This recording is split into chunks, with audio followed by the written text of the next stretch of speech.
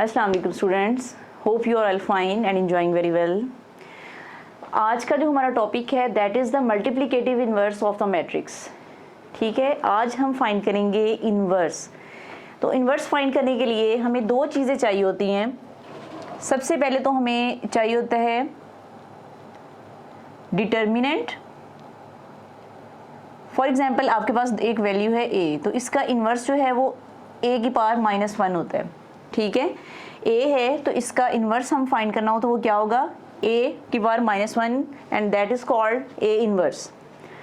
तो इसको फाइंड करने के लिए इसका फॉर्मूला होता है 1/mod a and adjoint of a। तो इन्वर्स को फाइंड करने के लिए हमारे दो चीज़ों की ज़रूरत होती है हमें। One is determinant and second thing is adjoint.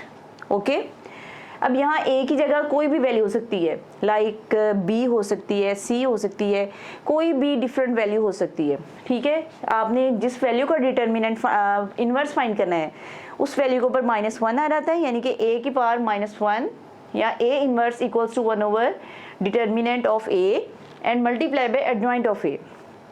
So we will first find the determinant of a.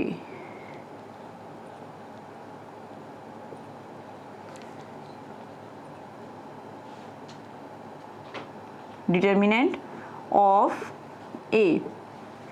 अब a का हमने डिटर्मिनेंट फाइंड करना है। सबसे पहले हम कोई भी वैल्यूज ले लेते हैं, ताकि मैं आपको बेसिक वैल्यू से लेके चलूँगी। ठीक है, ताकि आपको फॉर्मूलाज याद हों। जब आपको फॉर्मूलाज अच्छे से अंडरस्टैंड हो जाएंगे तो आप क्वेश्चंस को भी इजीली कर लेंगे। तो a equals to a, b, c and d। ठीक है, मैं a, b, c, d values इसलिए ले रही हूँ ताकि आप लोग इसका फॉर्मूला याद कर लें। ठीक है, तो यहाँ आ जाएगा, अगर आपने इसका डिटर्मिनेंट फाइंड करना है, ठीक है, a का, तो a का डिटर्मिनेंट इक्वल होता है a mod a, b, c and d। ठीक है, तो मॉड या डिटर्मिनेंट फाइंड करने का फॉर्मूला होता है ad minus bc which is not equal to 0। ठीक है, ये अच्छा, ये कंडीशन बाद में आती है, जस्ट आप ये याद रखें ad माइनस bc मीन के आपने इन दोनों वैल्यूज़ को मल्टीप्लाई करना है माइनस इन दोनों वैल्यूज़ को मल्टीप्लाई करना है। This is the formula to find the determinant of any value. ठीक है, ad माइनस bc। अब देखें, अगर इसी डिटर्मिनेंट में मज़ीद 2 टर्म्स और हैं, वो भी इसके साथ ही मैं क्लियर करवा देती हूँ। One is singular, I think so है, ये है सिंगुलर मैट्रिक्स। जी, सिंगुलर मैट्रिक्स क्या होता है? If determinant of a equals to 0, so we will say this is singular matrix. Okay, and non-singular matrix,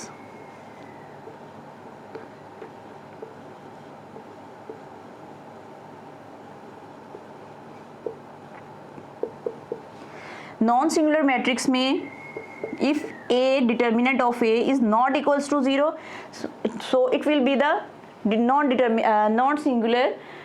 non-singular matrix. Okay,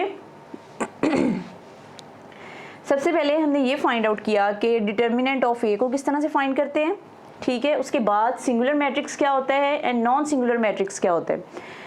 ठीक है, ये एक अलग चीज़ है। अब हम चलते हैं इन्वर्जन पे, मैट्रिक्स इन्वर्जन मेथड पे।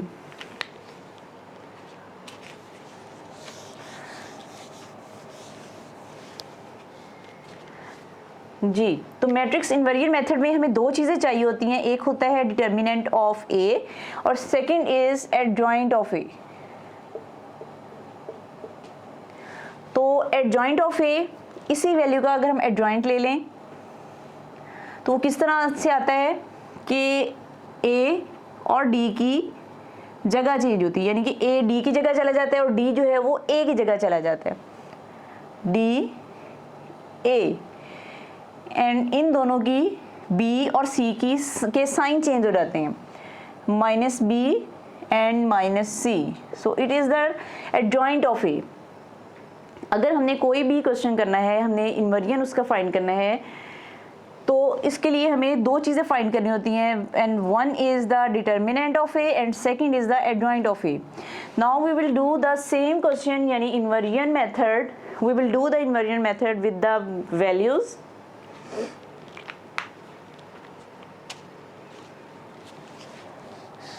वो कोई भी वैल्यूज़ ले लेते हैं।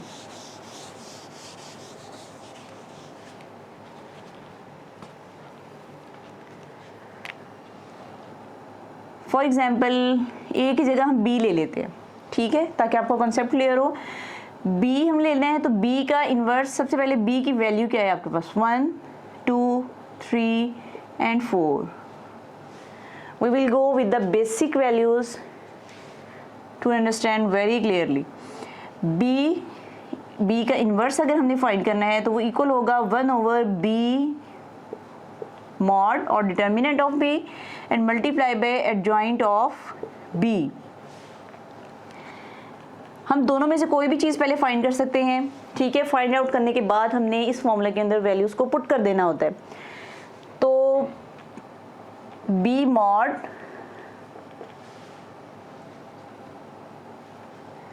We will write it as, ठीक है, b mod फॉर्म में हम इसको लिखेंगे 1 2 3 and 4.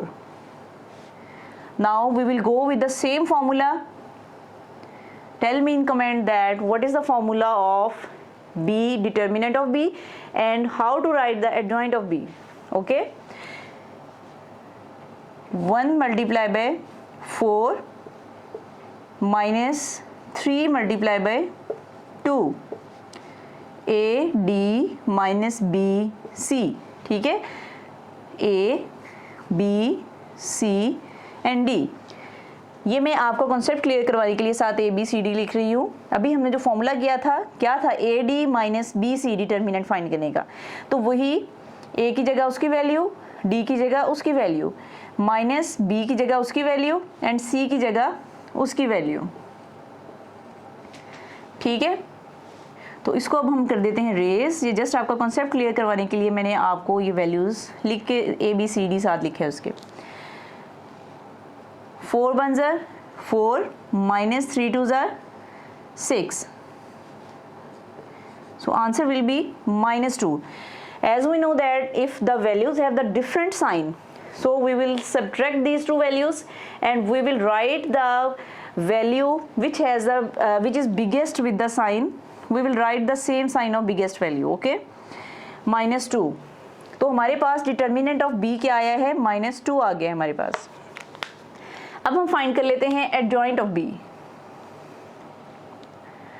तो एडजॉइंट ऑफ b क्या है हमारे पास, b क्या है हमारे पास, b ये है। तो एडजॉइंट ऑफ b में क्या था, 4 और 1, इन a और d की वैल्यू जगह चेंज होती है और b और c की साइन चेंज होते हैं। तो ये हमारे पास हो जाएगा 4 एंड 1, -2 -3। तो हमारे पास ये आ गया, ठीक है। अब हमने करना है एडजॉइंट ऑफ b आ गया। Now we will put the values in this formula of b inverse, ठीक है। b inverse equals to 1/-2 4 -2 -3 and 1. Now we will divide the 2 with all values. 4 divided by -2, -2 divided by -2, -3 multiplied by -2 and 1 divided by -2. Okay,